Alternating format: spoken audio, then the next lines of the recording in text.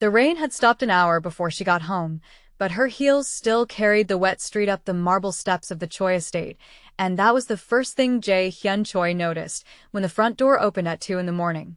Not her face. Not the hour. The water she tracked onto floors she had polished herself every week for the last year. He was standing at the base of the staircase in his shirt sleeves, tie long gone, a glass of something amber forgotten in one hand, and the look on his face was not the look of a man who had simply been waiting up. "You said it was just dinner," he said. Naomi Carter stopped 2 steps inside the door, key still between her fingers, and looked at him the way she had learned to look at Jae Hyun Choi over the last year, carefully, the way you look at weather that might turn. It was dinner. Dinner does not run until 2 in the morning. I'm not on the clock after 6, Mr. Choi. What I do after that is my business.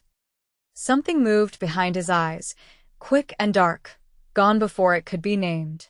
He set the glass down on the hall table without looking at it, the crystal meeting marble with a sound too controlled to be careless.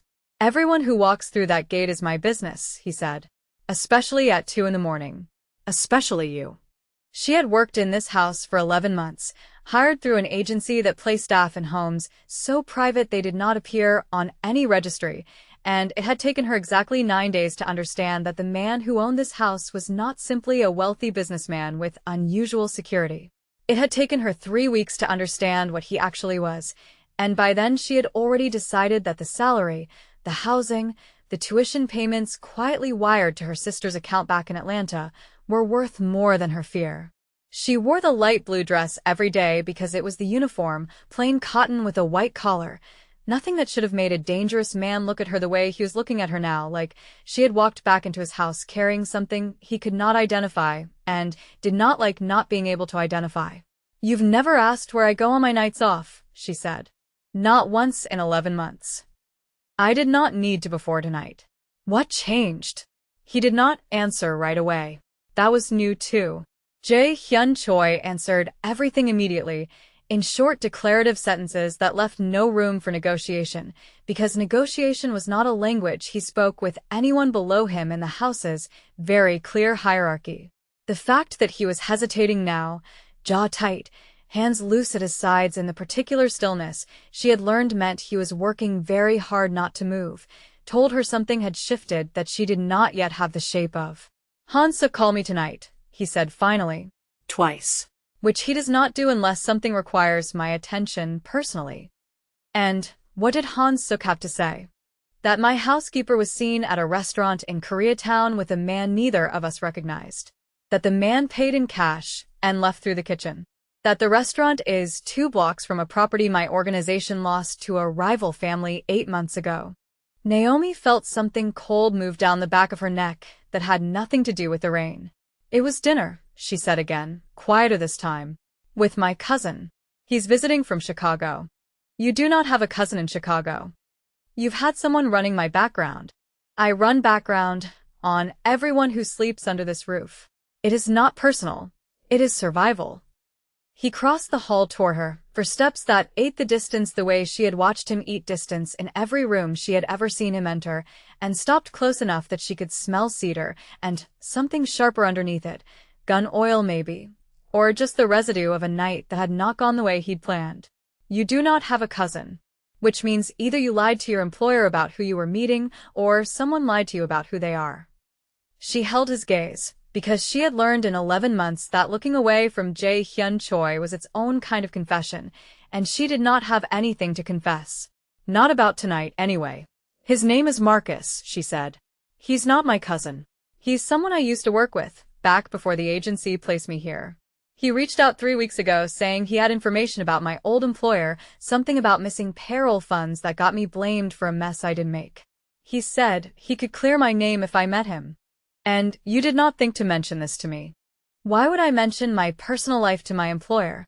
"Because your personal life just intersected with a man watching my territory from 2 blocks away, and you are standing in my front hall soaked through at 2 in the morning telling me it is a coincidence."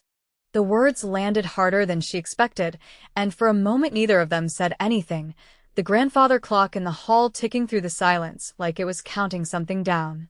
"I didn't know," she said finally. "I swear to you, Mr. Choi, I didn't know that restaurant meant anything to you. I just wanted my name cleared. Something in his face eased, fractionally, the wall coming down maybe an inch before it caught itself and went back up. I believe you, he said. Which is worse, in some ways, than if I did not. Why worse? Because it means someone used you to get information out of a house they cannot get into any other way, and you walked into it wearing nothing but good intentions. He turned away from her, toward the window that looked out over the dark garden, hands clasped behind his back in the posture she had learned meant he was thinking 3 moves ahead of whatever conversation was actually happening. Go to bed, Naomi. We will discuss this properly in the morning. You used my first name. He did not turn around. I am aware. You've never done that before either. There is a great deal I have not done before tonight, he said, and something in his voice made the hair on her arms rise, not fear exactly, something closer to recognition. Go to bed. She went, because arguing with Jae Hyun Choi at 2 in the morning after the night she'd had felt like a fight, she did not have the strength to win, but she lay awake a long time in the small room off the kitchen that had been hers for 11 months, replaying the dinner with Marcus, trying to remember every question he had asked her, every small detail about the house she might have offered without thinking. The way you offer things to someone you trust before you understand you should not. She thought, staring at the ceiling, about the very first week in this house, when she had still believed her job was simply to keep floors clean and meals timed and linens pressed, before she understood that everything in the Choi estate operated on a second, invisible schedule she was never meant to see. She remembered the first time she had walked past the study and heard voices low and urgent behind the door, and how Jae Hyun had stepped out moments later, composed as always, and told her without being asked that some conversations in this house did not require her attention, and that she would be paid the same whether she heard them or not. She had taken the arrangement gladly at the time. It had felt, then, like protection. Tonight it felt like something closer to a warning she had not fully understood until it was almost too late to matter. She thought too about the small moments she had spent 11 months filing away without letting herself examine them too closely. The morning he had noticed, without her ever mentioning it, that she preferred her tea black and had quietly instructed the kitchen staff to stop offering cream. The evening she had come down with a fever and found a doctor waiting in the small sitting room off her quarters before she had even asked anyone to call one. None of it had ever been announced. He was not a man who announced anything. He simply arranged the world slightly around the people he had decided mattered to him, and let them discover the arrangement on their own, the way she was discovering it now, lying awake at 4 in the morning turning over every kindness she had mistaken for ordinary employer generosity. By morning she understood 2 things clearly. The first was that Marcus had asked far more questions about the house's staff rotations than any man clearing his own name should have needed.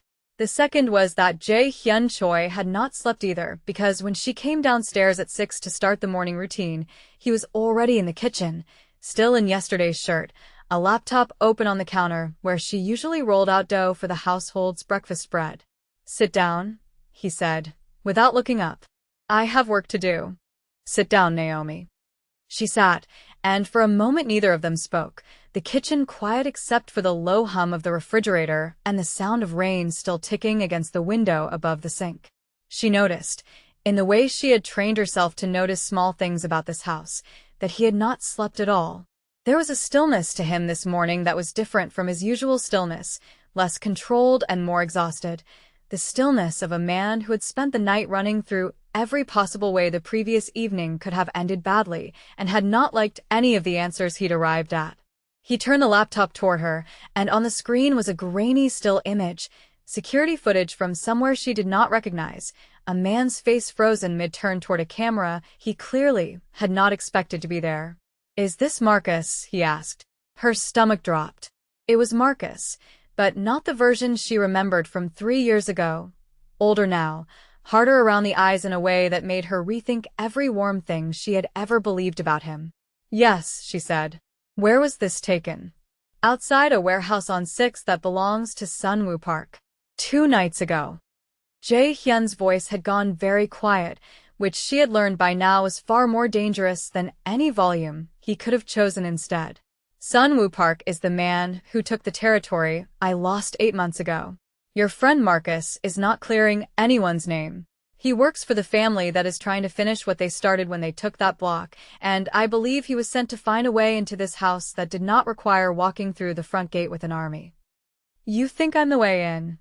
I think you were chosen because you are careful and kind, and you would never suspect a man you used to trust of using you. His jaw tightened. I think whoever sent him underestimated how much you actually notice, and overestimated how easily you would hand over what he wanted. I didn't tell him anything. Staff rotations, sure, small things, but nothing that mattered. Small things are exactly what matters. A rotation tells him when the house is thinnest.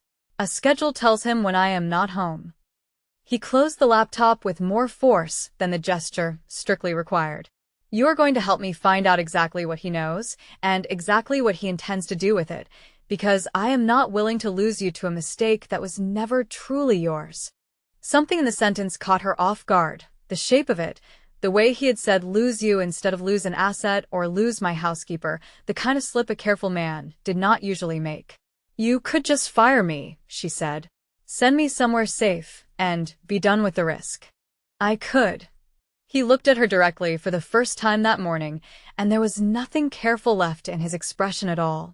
I have decided I am not going to. Over the following days, the household around her shifted in ways she felt more than saw.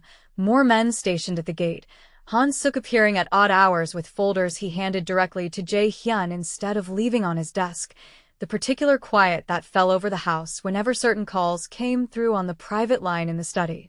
She kept working, because the house did not stop needing to run simply because a war was quietly assembling itself around it. But she found herself watching Jae-hyun more closely now, cataloging the small things she had spent 11 months pretending not to notice. The way his hand paused over a glass of whiskey he had no intention of finishing when he was working through a problem. The way his voice dropped a register when he was telling her the complete truth and rose almost imperceptibly when he was managing her the way he managed everyone else in his world. He had never managed her that way tonight. She had noticed. There had been other signs too, in the weeks before all of this began, that she had let herself ignore because acknowledging them would have required acknowledging something about her own feelings she had not been ready to name. The way he lingered in doorways longer than business required. The way he had once caught her humming while she worked and had stood silently in the hall listening until she noticed him and stopped, embarrassed, and he had simply said, quietly, "Do not stop on my account," before walking away. She had told herself for months that these were the ordinary eccentricities of a man who lived alone in a very large house.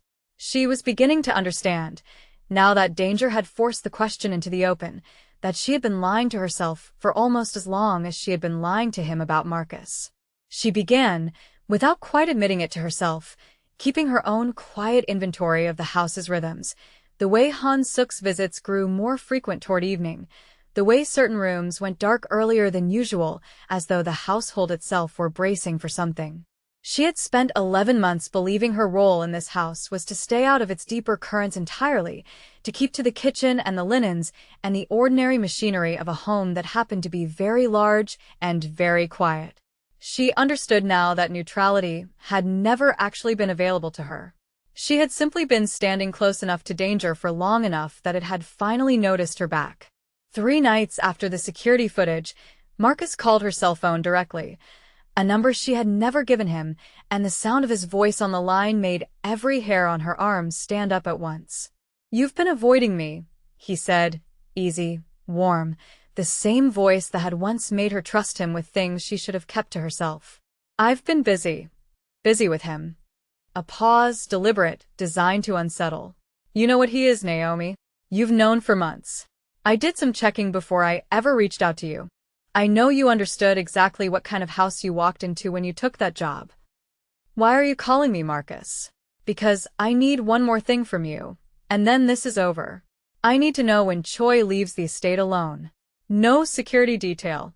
Just him." His voice softened, the way it always had right before he asked her for something he knew she would not want to give. "You clear my debt with the people I work for, and I make sure nothing ever happens to you in the process. That's the offer. It expires tonight." She stood very still in the small room off the kitchen, phone pressed to her ear, and understood with sudden, Cold clarity that she was standing at the exact fork in the road Jae-hyun had warned her about, and that whatever she said in the next 30 seconds would decide which side of this war she ended up on. "I need to think about it," she said. "You have 1 hour." The line went dead. She stood there for a long moment before she walked, not ran, walked with deliberate calm through the quiet house to the study door and knocked. Come in. Jae-hyun was at his desk, sleeves rolled, 3 folders open in front of him, and he looked up the second she stepped inside, reading something in her face before she had said a single word. He called, he said. "He wants to know when you leave the estate without security. He's giving me an hour to decide whether I help him or not." Something moved through Jae-hyun's expression that she had never once seen there in 11 months. Not calculation, not control, something closer to fear, quickly buried under the calm he wore like a second suit. "What did you tell him?" "That I needed to think about it." She crossed the room and stood in front of his desk, steady, because she had decided somewhere between the kitchen and the study that she was done being careful about this. "I'm not going to help him hurt you, Jae-hyun. I came to tell you what he wants so we can use it before he can." He rose from behind the desk slowly, and for a moment neither of them said anything, the study quiet except for the tick of a clock somewhere behind them. "You used my first name," he said. "I am aware." Something almost like a smile moved at the corner of his mouth, gone as quickly as it had come, replaced by the sharp focus of a man who had just been handed exactly the kind of information he knew how to use. "Then we give him what he wants," Jae-hyun said. "Except he will find out when he arrives that the man he is waiting for is not alone at all." That night, under a sky bruised purple with an approaching storm, Naomi stood at the edge of the estate's east garden dressed, not in the light blue uniform she wore every day, but in a dark coat Han-suk had produced without explanation. Watching a car she did not recognize idle at the service gate exactly where she had told Marcus Jae-hyun would be walking alone at 11. Every instinct told her to stay in the house. She had refused, because she had decided somewhere in the last 3 days that she was no longer willing to be the reason something happened to a man she had spent 11 months telling herself she did not feel anything for. "You should not be out here," Jae-hyun said quietly, appearing beside her the way he always seemed to appear, without sound, without warning. "Neither should you. You're supposed to be the bait. I am the bait. You are supposed to be inside, safe, exactly where none of this can reach you. I've been inside your house for 11 months watching you carry this whole world on your own," she said. "I'm not doing that tonight." He looked at her for a long moment, something raw moving behind his usual control, and reached out, slow, and touched her jaw with the backs of 2 fingers, careful the way a man is careful with something he has decided he cannot afford to lose. "If anything happens to you tonight," he said, "I will not be a reasonable man about it." "Then let's make sure nothing does." The car at the gate moved before either of them could say anything else, headlights cutting through the dark, and 4 men emerged with the unhurried confidence of people who believed they had already won. Marcus stepped out last, scanning the garden until his eyes found Naomi, and something like triumph crossed his face before he saw who was standing beside her. "You brought him with you," Marcus said, and for the first time his easy voice cracked at the edges. "That was not the deal." "There is no deal," Naomi said, stepping forward, steady, unshaking. "I told you I needed an hour to think. I spent it deciding exactly how badly I was going to make you regret using me." Jae-hyun's men, who had been stationed silent and invisible through the garden's dark corners for the last 2 hours exactly as planned, moved before Marcus's men fully understood what was happening, and within a handful of seconds the confidence had drained entirely out of the 4 figures who had arrived believing this would be simple. No shots were fired. Jae-hyun did not deal in unnecessary violence when precision would do the same work with less mess, and Marcus's evening ended not with a bullet, but with the far more permanent unraveling of every plan Sunwoo Park had built around a housekeeper he had assumed was too kind to notice she was being used. "You made this so easy," Marcus said, before Han-suk pulled him toward the waiting car, bitterness thick in his voice. "All those questions I asked you, you never once looked up to see what I actually was." "Actually," Naomi said, "I looked up 3 nights ago. I just let you keep thinking I hadn't." When it was over, when the garden had gone quiet again, and the storm finally broke overhead in a slow, steady rain. Jae-hyun turned to her and looked at her the way he had never once looked at anyone in 11 months of her watching him closely. "You lied to him," he said. "I told him exactly what I wanted him to hear. There's a difference. You taught me that. You could have been hurt tonight. So could you. Every day. I've watched you carry that risk alone for 11 months. She met his eyes, steady, rain soaking through the dark coat Han Suk had given her. "I decided I wasn't going to keep pretending I didn't notice." Something in his face broke open, just slightly, just enough. "Naomi Carter," he said, and there was a weight in the way he said her name now that had not been there 11 months ago, a room he was finally willing to give it. "I have run this family for 12 years without needing anyone beside me for any of it.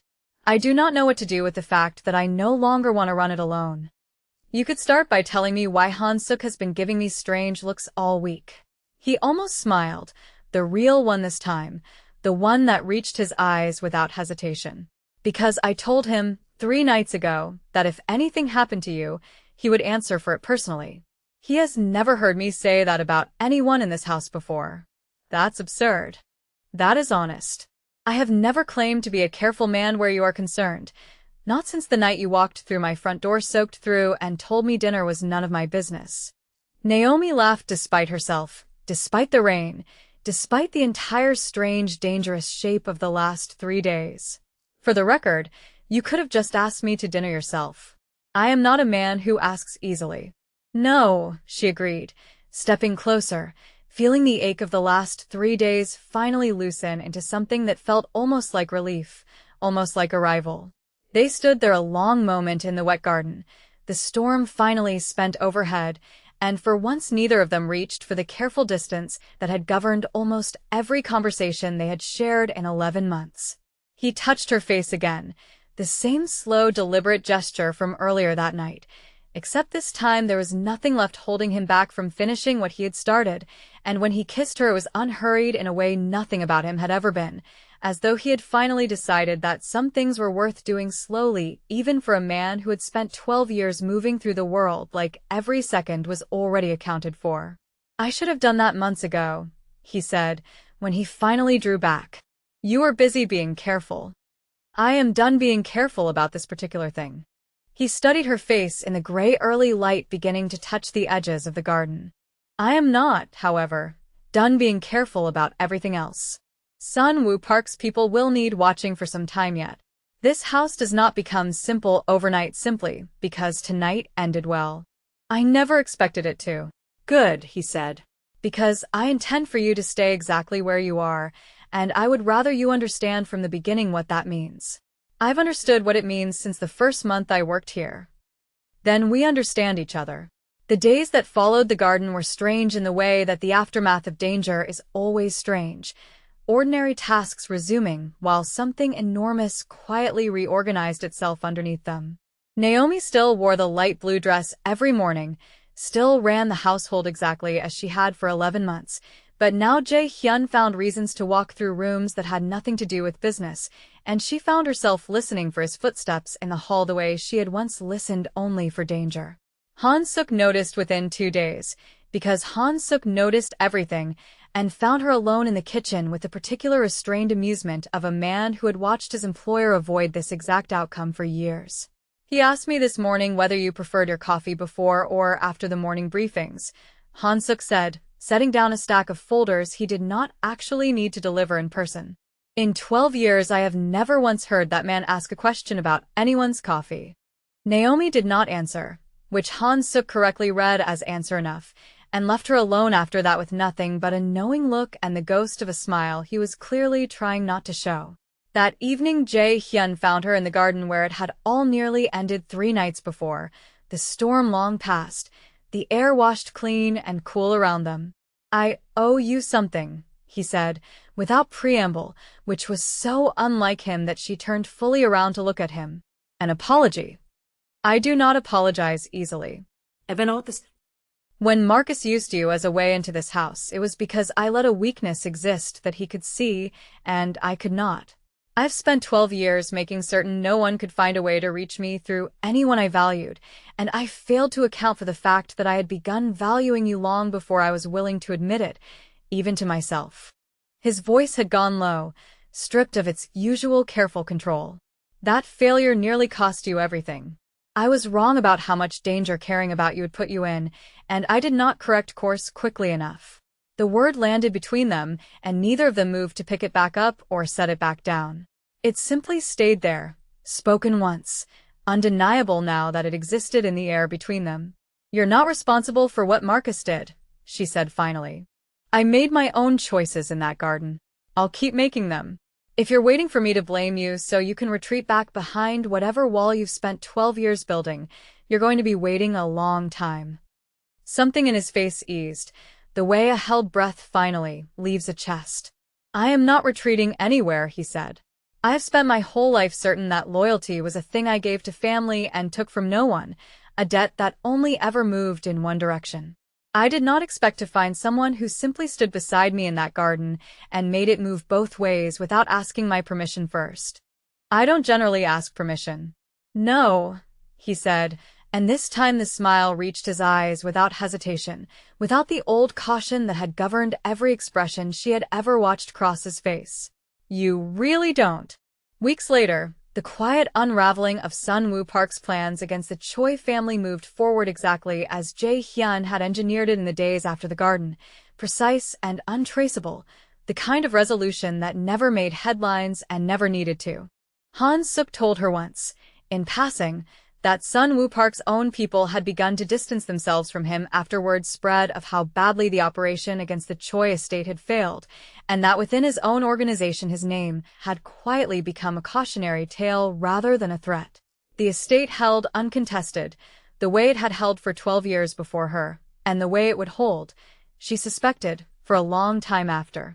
She still wore the light blue dress most mornings, because the work of running a house did not simply stop because everything underneath it had changed, but now Jae Hyun sat with her in the kitchen some evenings while she rolled out the morning bread, sleeves rolled, tie long gone, watching her with an attention that had nothing to do with security reports or territory, or the careful architecture of a man who counted everything in his world to keep it standing. Sometimes she caught herself, in the quiet middle of an ordinary afternoon, thinking back to the version of herself who had walked through the estate gates 11 months earlier with nothing but a suitcase and a letter of reference and no idea at all what kind of house she was stepping into. That woman had believed, for a while, that survival meant staying small, staying useful, staying out of whatever currents ran beneath the surface of this place. She understood now that survival here had never been about staying small at all. It had been about deciding, eventually, exactly how much of herself she was willing to risk for something worth having, and then risking it anyway. Some nights he told her small things about the 12 years before she arrived, fragments offered carefully, like a man setting down something breakable and watching to see if it survived the handling. He told her about the father who had built the estate from nothing and the trust he had broken with someone who mattered before Jae Hyun was old enough to stop it. He never told her everything. She understood by now that he never would, not all at once, and that the offering itself, small and rationed as it was, meant more coming from him than a full confession would have meant from anyone else. Han Suk, for his part, adjusted to the new arrangement with the quiet efficiency of a man who had clearly seen it coming long before either of them had, rerouting certain schedules without being asked, making sure the study door stayed open on evenings when Jae Hyun worked late instead of closed the way it had always been closed before, small unspoken accommodations that told her the entire household had been waiting, patient and silent, for its two most careful people to stop being careful with each other. She had thought, on her first day in this house 11 months earlier, that she understood exactly what kind of danger she was walking into. She had been right about the danger. She had never once guessed at the other thing waiting quietly beneath it, patient the way only something real could be patient, until the night it finally had a reason to come forward and claim its name. If you enjoyed this story, make sure to like this video and subscribe for more dark romance stories just like it. Let us know in the comments who your favorite Mafia boss has been so far and which story you want to see next. We will see you in the next one.